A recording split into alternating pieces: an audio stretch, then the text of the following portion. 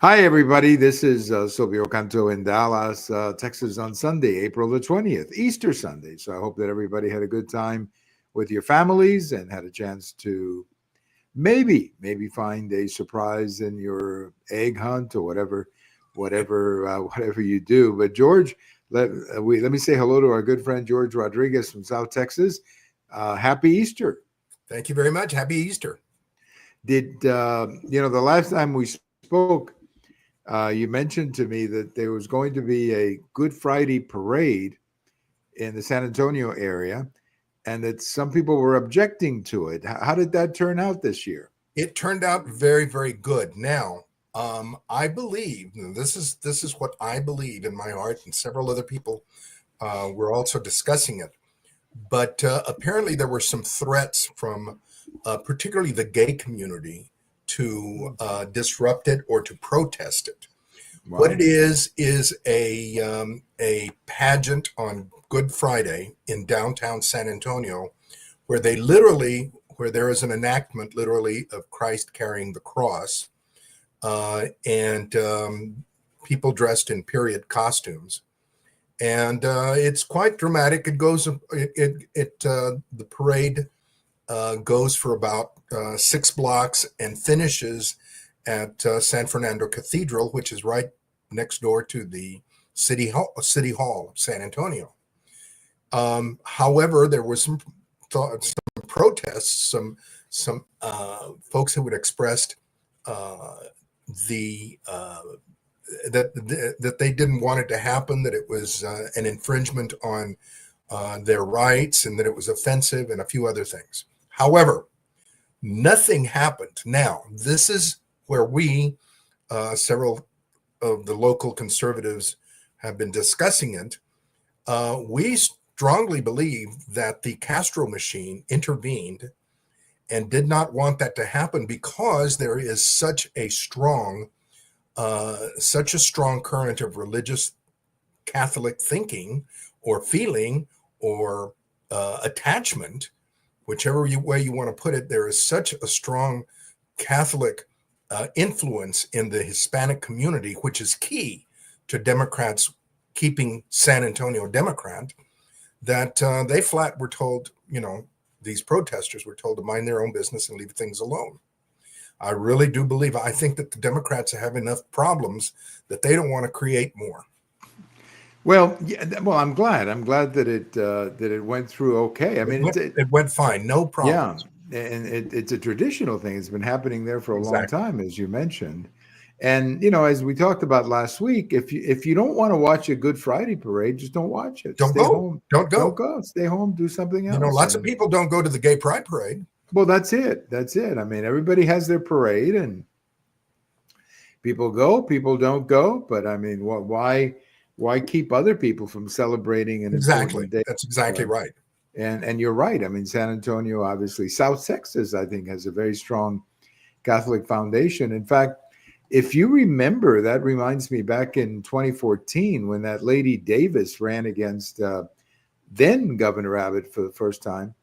Governor Abbott, it was abortion had a lot to do with that race, Right. as you remember, and she had a huge problem in South Texas.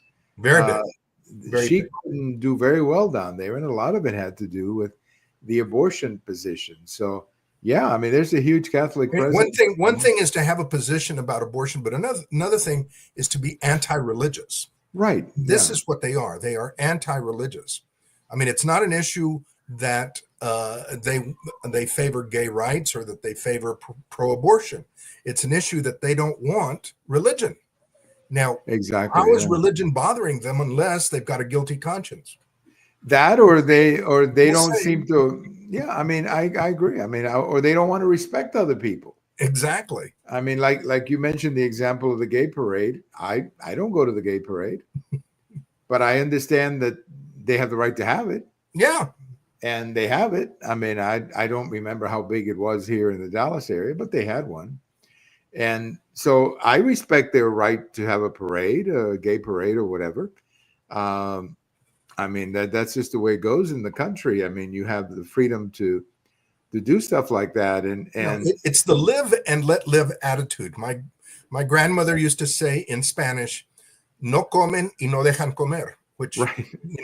They don't eat, but they don't let you eat either. So that's right. Isn't that amazing how our Spanish grandmothers have such wisdom? I mean, it's just remarkable. Then again, I don't think my grandmother ever met AOC. So no, I don't think so. She would have probably had a lot more common sense, more to say about it. Yeah, but that's great. I'm glad that it went through okay, and I'm glad that people had a chance.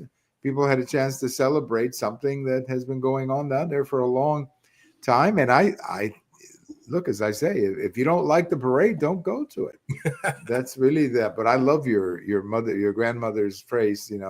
Basically what she said, translated, was they don't like to eat, but then they don't want you to eat either.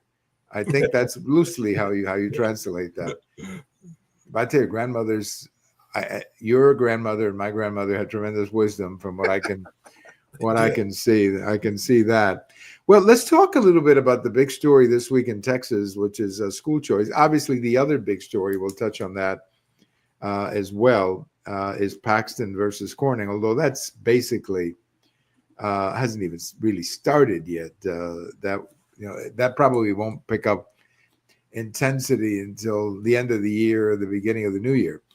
But clearly, the school choice story and the fact that the governor got pretty much what he wanted. There's a front page article today in the Dallas Morning News talking about how powerful this governor is, how he was able to basically get rid of any Republican through the primaries, that is, get rid of any Republican who opposed him and replace those Republicans with school choice Republicans.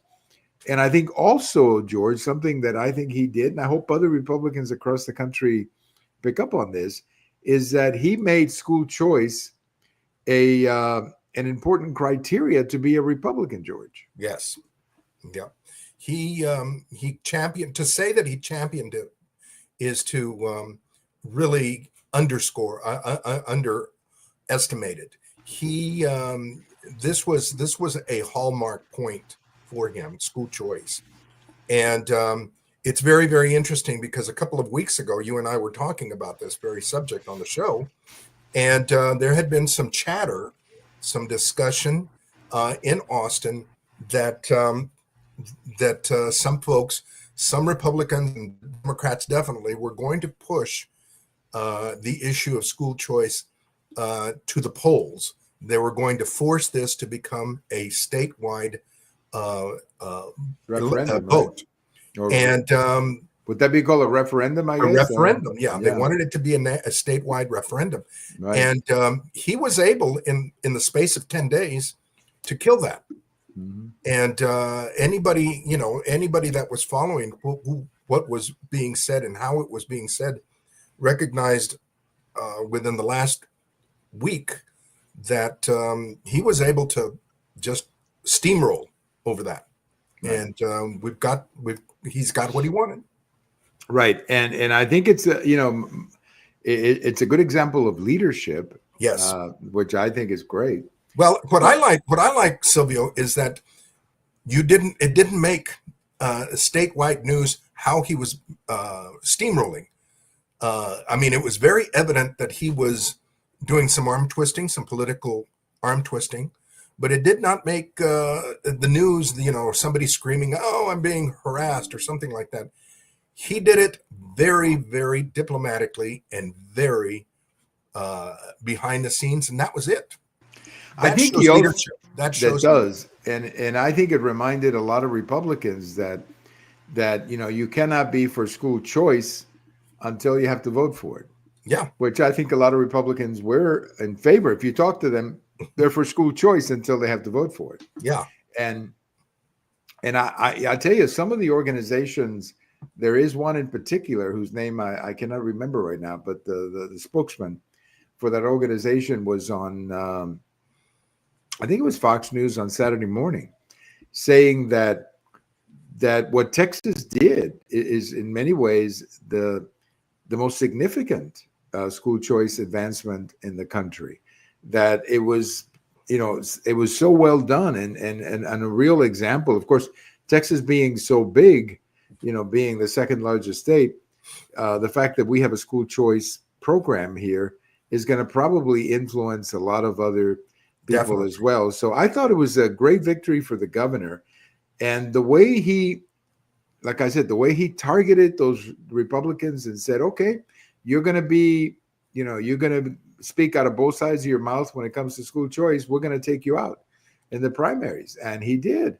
Now, let me ask you another question, just out of my interest here. When you sent me the note the other day saying that some Democrats wanted to push this to a referendum, Right. would that have meant that it would be delayed until November of 2026? Okay. That meant that it was not going to be voted on. That meant that it was, they were just going to put it to the side, and that was it. But it would be November 26th, when it would be. I would assume that it would be in November. A date would have been set for, since it's a state referendum, the date would have been set according to what the governor's time frame, as well as what the parties agreed to. Right. So it could have been in May. I mean, it could have been in November, or it could have been the following spring. Now, does this remind you, because the last time I think we had a referendum of this magnitude, now that was a constitutional amendment, I take it back, was the same-sex or the definition of marriage. Yeah, I remember that back, I think it was 2002. But that was an amendment to the Constitution that we put in, right? To the state constitution, right. Yeah, so that probably had to happen on Election Day. Yeah. Yeah, I remember that. Do you remember any other big referendum in Texas over the years, George? Well, I mean, I remember when the issue of expanding the court came up, but that was almost 30 years ago. That was back during the Reagan years. Okay. And then there was the issue of the school desegregation. That was another one, and again, that was quite a while ago. Yeah, that would have been what would that would have been like 1970s. Okay, all right. So that would have been a while ago. Yeah, it's funny, George. You and I remember the 70s, but the 70s were 50 years ago. Yeah, that's what's scary about this topic. All of a sudden, somebody was telling me that. Remember that movie Jaws that came out? Very popular. That was movie in 75. I know. So it's like 50 years ago. And I'm saying, wait a minute, are you kidding me? Half a century ago? But that is what happened. So huge victory for the governor and for school choice. And I wrote a post at the American Thinker. I wrote actually two posts about this, but the one today, Sunday morning, was power to the parents. Yeah. That's what this is. Power to the parents. I mean, it's really the parents who are going to win. Well, what's been also interesting is to hear the postmortem by the Democrats. That to hear them, it's the end of the world. It's the end of public education. It's the end of equal education. It is the end of the beginning of privatization of education. It's going to be education only for those that can get it. So much of the problem of school choice came about because the schools are in such bad shape because of the administrators and the lack of, for better words, the lack of discipline in those schools, right. The lack of safety for a lot of students in those schools. And, well, lack of results, George. I mean, the results just aren't there. Really. There was one of the very, very good comments that I heard this week was one school administrator lamenting, and I'm sure he's probably going to get fired, but he was lamenting that in the 1940s, students had the opportunity to learn Latin. Students in high school had the opportunity to learn Latin in public high schools, and now they're learning remedial English in colleges. And I mean, it's amazing. That's not progress. No, that is not progress at all. And actually, I think in one of the posts that I wrote at the American Thinker, I said that the opposition to school choice comes from a lot of Democrats who send their kids to private schools, Exactly. which is Exactly. the other irony of all of this. No, I think it's great. I think it's power to the parents. Let the parents decide. Now, like anything that you bring about, it will probably have to be refined down the Exactly. road. I'm sure they'll have to, tinker with it to make it better. But that happens with anything that's going on with the property tax issue as well. But the movement is in the right direction, and to see Texas be the biggest state with school choice, I think Florida has it too. That's the other big state.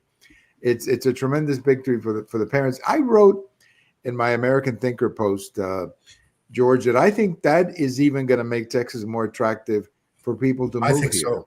I think so. I think it's a real magnet, when parents especially realize when you're seeing the problems in schools in New York and in California. Absolutely. So, you have more and more parents who are saying, you know what, if we move to Texas, at least we have a school choice. If we're in California, we got the public schools that are a big mess, or private schools that are beyond their budget. So great victory. Well, let's talk about very quickly, speaking of Texas, it's very early in the race for the Senate between Senator Cornyn and Attorney General Paxton.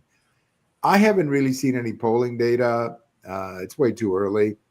All I can tell you that everybody in the country is talking about it. It will be the number one election on election night. That's all I can tell you.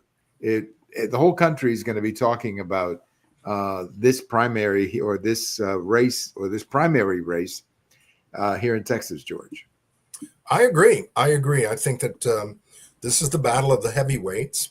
Right. And it is a battle. I think that, Trump is being very, very quiet right now. Right. But the fact of the matter is that Cornyn didn't support Trump the first time around, and he was very hesitant the second time around, while Paxton was on Trump. So that's one point. The second point is that you have equal amount of strong donors on both sides. You've got some very strong conservative donors for Paxton. You've got some very strong moderate donors for Cornyn. I think it's going to hinge on how well Cornyn is able to play conservative without going over the top, so that he can attract some Democrats. I think that's going to be very, very key. On the other hand, it's also going to be very interesting to watch how Paxton maneuvers, staying conservative without going over the edge and offending conservative voters who will say, nah, he's just pandering and he's not going to do anything for them. Well, it's going to be very competitive. Very interesting. Very interesting, very competitive. And I think my analysis is that Cornyn starts with a history of having a broader appeal. I'm not saying that's going to turn out that way in November, but right now, I mean, if you look at the last couple elections that Cornyn has won, he's won by big numbers. So, which would suggest that he appeals to a lot of independents, and maybe some Democrats. Paxton has only run for attorney general, and when he ran in this last time around, I think he did do well, but he was single digits. He wasn't double digits like Abbott. So and whenever Cornyn has run, he's won by double digits. So those are the kinds of measurements that I'm looking at, and maybe many voters will look at it that way too. But you're right, it's going to be one heavyweight race, and it'll probably. When do you think it'll get really going, George? Oh, it's going already. Cornyn, I was reading, was already making some comments about Paxton. So it's on. It's already on. Okay. Yeah. All right. Very good. Well, let's talk about our last topic today, and that is the Democrat Party. This whole incident with this person in El Salvador, Abrego Garcia, and the way the Democrat Party has basically, just gone all in on this. I should say not all Democrats, but let's say very visible Democrats. Vocal ones. Yeah, very vocal. Yeah. And they've all gone in, and you have to begin to wonder, why would they do that? I mean, this is not exactly let's say, a picture of a good man. I mean, he had problems. I mean, it's a public record, the violence with his wife, the reports, and then he also had he was stopped driving without a license in Kentucky or something, wherever it was, Tennessee. So I mean, this is a man who has been, as they say, I mean, if you're in the country illegally and you have a deportation notice, probably the last thing you want to do is have domestic violence against your wife, Exactly. or engage in driving without a license in Tennessee or whatever. So this is a man who seems to be at times reckless and irresponsible. But so why? Let me tell you why I think they're doing this. I think they're doing this because of what's going on in the party itself. You're having a civil war right now in the Democrat Party between, let's just call him a center-left type of candidate and the more left extreme candidates. And the problem for the Democrats is that all the energy is on the extreme left. Yeah. And, we saw that in 2016 when they had to basically manipulate the nomination process to get Hillary Clinton the nomination. We saw it in 2020. I mean, if they had left, if they hadn't protected Joe Biden in 2020 like they did, I'm pretty sure Bernie Sanders would have been nominated. Yeah. So I think there's some anger still in the party from those 2 years. And of course, from having lost the election, you have many Democrats who believe they lost the election because they didn't say Trump was Hitler enough times or something like that. So I think that's what it is, George. They're really doubling down on anything that is anti-Trump. And this week's anti-Trump project is this man in El Salvador. That's my sense, George. And you look at a guy like Schumer, there's a pretty good threat that he's going to be challenged by AOC. So, yeah. So anyway, that's kind of where I'm coming from. I think it's more of an internal battle than it is. George. I mean, this civil war. Yeah, it is a civil war, and it is very, very. It has become even more pronounced now. They've got the vice chair, David Hogg, who has never run for office. To my knowledge, he's never held an office. Yet now he's vice chair. He was appointed vice chair of the Democratic Party, of the National Democratic Party, which I think is insane. But anyway, he immediately announced that he is going to help find candidates that will primary incumbent Democrats. That is, of course, not sitting well with people like Schumer and Pelosi and a multitude of other folks who are not very, very happy with, with the way he's coming out after them instead of going after Democrats. Right. I mean, Republicans. No, and that, I mean, there are a ton of what they like to call, purple district Democrats who are scared to death of this type of stuff. I mean, if you're like the Castro brothers, you don't have to worry about that. No. Or if you're the other guy in Austin, you don't have to worry about that. But if you're Henry Cuellar, you're going to have to worry about that. You have to worry about it. You have to remember Henry Cuellar had a heck of a fight the last time in the primary. Yeah. And he's got a good Republican candidate that's going to challenge him. So right. I think that this time around, he is much more vulnerable. So I think a lot of Democrats fear, that it's not so much their Democrat opponent they have to worry about. I mean, excuse me, not so much their GOP opponent they have to worry about in the general election. They have to worry about as to whether they're even going to get to the general election. I think that's what a lot of this is about, George. Yeah, and one of the Democrat insiders was also saying how they are targeting, specifically the far left is targeting maintaining or gaining control of urban areas, so that these urban areas can become the centers of, as he called it, resistance. Like San Antonio, like Dallas, like Houston, like Austin, they would become centers of resistance with far left leaders in it, with far left elected leaders. I think, if the media was honest, if the national media played that up or discussed that, I think you would see even bigger backlash against the Democratic Party. Right. But the no, you're right. I think a lot of this stuff is going unnoticed, and which is what I think what you're talking about. But I think that my sense is that there are probably, of the 200 or so Democrats in the House, there's probably about 20 or 25 of them who are in very, very close, let's just call them purple districts, as they like to call them. And those are the people they're going to go after, because basically what they're saying is that these people are not being radical. They're playing middle of the road. Exactly. Which they are. They're actually trying to get things done. Maybe that's another way of. But another big problem too is in the Senate. For example, I've noticed that senator from Georgia, he's a freshman senator who I think is going to have a heck of a fight getting reelected. He's also doubling down on all this kind of stuff. You're seeing Schumer doubling down. You saw that Maryland senator going down to El Salvador. So I think a lot of these people are beginning to fear that wing of the Democratic Party, George. And they're overreacting. They are overreacting. Yeah. But I think they fear that wing of the Democratic Party more than they fear the election that they'll eventually have, the general election. Yeah.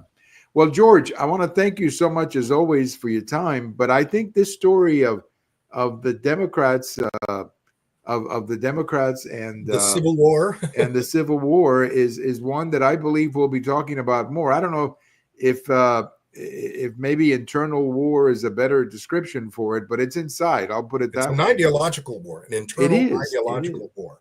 And now, it'll be very interesting to see how it plays out.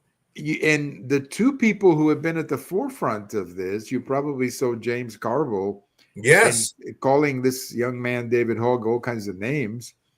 And you saw James Carville saying, we got to quit identity politics. Good luck. My advice to Mr. Carville is good luck with that. Good luck.